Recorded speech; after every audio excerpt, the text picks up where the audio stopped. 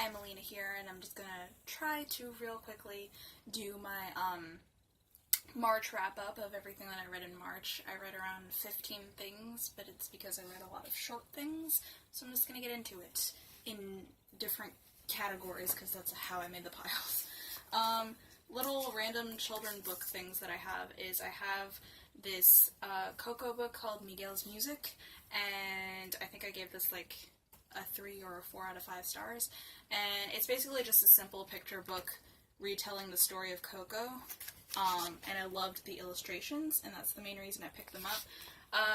But obviously the story is very simple, but I didn't care for the fact that anything that was relatively dark, like, you know, too, I guess, intense, they felt for younger audiences that would be picking up this book, they immediately just kind of edited out of the story. And it's weird because those dark elements are still in the movie that is for children, so I just didn't get it. But I got it because it's pretty, so it's still, the art in it is gorgeous. Next year I have What Pet Should I Get by Dr. Seuss. This is a book that I picked up around his birthday time, and it was so cute. I gave it 5 out of 5 stars for like a children's book. And also, I love the story and the illustrations itself, but there's also in the back of the book a story about how this book came to be, considering it was published so long after Dr. Seuss's death, and it has pictures with him and his pets, and talking just all about animals and animal lovers, and it's so cute. And if you're a fan of Dr. Seuss and you haven't read this yet, you should definitely pick it up. So those are like kids' books. Next year I have some poetry. I read the Tiny Book of Tiny Stories by Joseph Gordon-Levitt.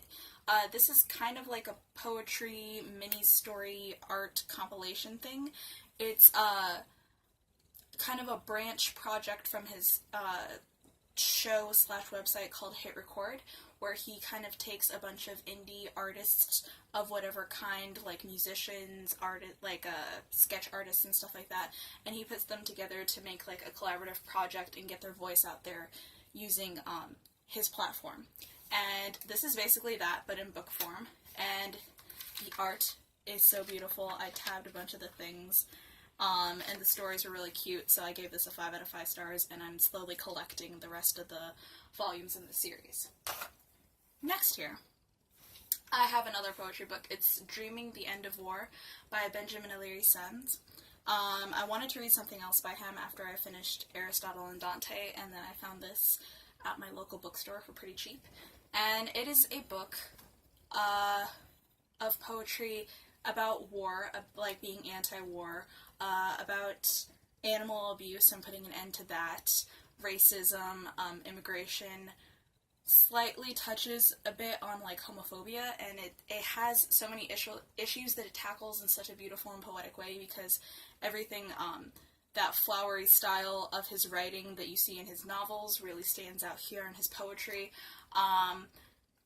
I think I gave it a 4.5 out of 5 stars. I tabbed like a bunch of them. The only reason I didn't give it a full 5 out of 5 stars was it was pretty short, and even then it still felt like a couple of the poems were repetitive and were kind of like just rehashing the same thing in a different order. But I still love it. I would still recommend it for anyone who loves political poetry, who loves his work. It was great. Next, the reason there are so many things that I read this month was because I read a lot of manga. Here I have volumes 2 through 6 of The World's Greatest First Love. I talked about how in February I read the first volume, and it is a male-male romance story about a guy who has like his high school sweetheart, and then they break up and they don't talk to each other for like I think almost 20 years, and then he gets a new job becoming an editor at a manga company, and his new boss is his old like ex-boyfriend from high school. And they're so angsty, they're so cute. I think I gave them all either 4.5 or 5 out of 5 stars. My favorite ones being volumes 3 and 6, because they introduced different storylines that weren't in the other ones, and I really liked the new characters that they brought in. Next, I have a manga called The High School Life of a Fundashi, and this is basically about a teenage boy in high school who is obsessed with, they call it boys love, which is basically any sort of media like manga, anime, anything that has male-male romances. And he says that he himself is not queer or gay in any way, but that he just loves reading about guys falling in love. And he finds friends that are really into it too. Most of them are female, and it's really funny and weird, and it is very self-aware and has lots of references to like social media and how people talk on there about, like, you know, gay ships and stuff like that. It was kind of weird at parts when it came to giving him a love interest. So I think I gave it a 4 out of 5 stars.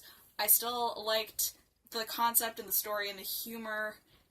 Like, the characters were on point and the art was good enough to eventually want to pick up the next volume, but it is a new series, so they're still all full price. So I don't know when I'm going to get around to it, but I definitely plan on picking up the next one. Then I read just the first one in this bind-up, Naruto Volume 1, so it's just from here to here. And Naruto is something that I've heard of for a long time. Like, throughout my whole life, that and like a few others are like the most popular manga and anime out there, but it was never something I was interested in. And then at my store we got it traded in for about like $4, this like bind up of the first 3 volumes, and I wanted to try it out. I didn't know that it tackles demon possession and a lot of stuff like that. I loved all of the characters, but more specifically I loved Naruto, which I really liked, because sometimes I don't really connect with the main character of the story, and I usually just kind of gravitate towards the side characters, but I loved him so much. And I know he grows up a lot throughout the course of the series, but just seeing him as a little baby and seeing him like just be very sad, I really connected with his character. I loved it. Definitely want to continue on. I think I gave it like a 4 or 4.5 because I do feel like it'll get better as the series goes. So I haven't seen it at its full potential, I feel. But I did like it, and I plan on continuing with that. And the last manga I have here is One Punch Man, Volume 1. This one, I think I gave a 4 out of 5 stars. And it is basically, for people who don't know, even though this is pretty popular, about a guy who is a superhero for fun, and he gets so strong to the point where he can kill any enemy with one punch. And so he's very bored with life. He's kind of in a depression because nothing excites him anymore because he's already reached kind of his maximum potential. And you're following him in his everyday life and as he like fights different things. And I read this one. I've continued on with the manga series. I've picked up the anime. I've since got a Nendroid of the main character. It has spurred on a really strong love, and I loved this, but I kind of feel like I appreciated the story more after I read the second volume, because it kind of feels like it just is all one connecting thing, instead of like, I didn't like it as much just on its own. I still gave it like a 4.5 out of 5 stars, but I feel like if you read them back to back, you'll appreciate the first one more, if that makes sense. And that was all the manga, and then I have a few just regular books that I read. The first one here is a reread. I was reading it for Emma Books' like Shadowhunter read-along that she's doing with the whole series throughout the year. This is City of Bones by Cassandra Clare. I've read this book like 7 times now. It's always been a 5 out of 5 stars, but I finally got to read the beautiful 10-year anniversary edition one that has like illustrations and minor changes to the text, and I loved it. Obviously, it's my favorite book of all time. So, yes. And the other ones, I have 2 more left. I have Holy Cow by David Duchovny. I wanted to pick this up because he's one of my favorite actors. He is the lead on X-Files, and this is something that I wasn't sure how I'd feel going into it, because it tackles a lot of kind of meat eating and the meat industry, It is in the point of view of a cow named Elsie, and it's about her finding out about the meat industry. And she has two friends, a turkey that I believe is named Tom, and a pig named Shalom. And it's weird because it feels like you're reading a children's book for adults. Like the writing is very like simplistic and humorous and has a lot of pop culture references, and it's simple because you're supposed to be in the mind of animals. And it's very sweet and heartwarming and makes you think a lot about life. It's very oddly like philosophical, and I enjoyed it a lot more than I ended up thinking that I would. I gave it like around a 4.5. It wasn't a perfect book because throughout the first couple of chapters, the humor and the references, it felt like too much. It felt kind of gimmicky, and it felt like it was trying too hard. But then after a while, it got its footing, and it makes you feel the full spectrum of emotions. And it's really cute. It's weird. So if you want to read a book about meat eating and stuff like that from the point of view of a cow, you kind of know based off the synopsis if this is a book for you or not. But I really liked it. It has illustrations throughout as well that are by the author, I believe, and I also listened to kind of parts of this on audiobook that is narrated by David Duchovny, and it's just so cute and charming, and it is one that I know eventually I'll reread, and I have some tabs in it. And the last thing that I have here is probably one of my favorite things that I read this month, and that is The Absolutely True Diary of a Part-Time Indian by Sherman Alexie. I've heard a lot of people mention this book before. It's won a ton of awards, and this is basically just about a young boy named Junior who has lived his whole life on this Indian reservation, and he's gone to school there, and then he finally decides to leave after having a talk with one of his teachers in the beginning of the book, and go to this basically predominantly white school that is outside of the reservation, and it creates a bunch of conflict with him and the people who live on the reservation, and him with these like white kids that he doesn't have any kind of pre-existing relationships with, and it's one of those really sad, heartwarming books, kind of like, you know, Perks of Being a Wallflower and stuff like that.